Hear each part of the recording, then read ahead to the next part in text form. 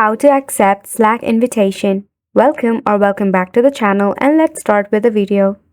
So for this, you have to go ahead and launch a Slack application first and foremost. Make sure that your application is up to date and you are logged in into your account.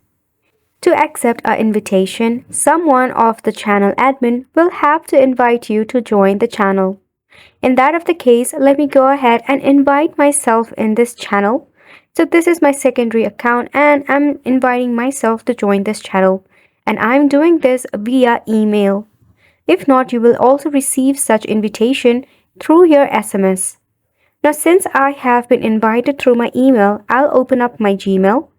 Then right here, I will switch my account to check for my invitation. If I refresh it, I will see the invitation right here at the top. To join it, all I have to do is tap on this join now. Once you tap on the join now, it will redirect you to a new page where you have to enter your full name or even a nickname. And once you do this, you'll be automatically redirected to your Slack application, where in the channel section, you will see your channel which you have been invited to.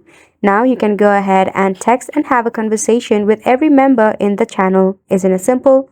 And that's a wrap for this video as well. Thank you so much for tuning in.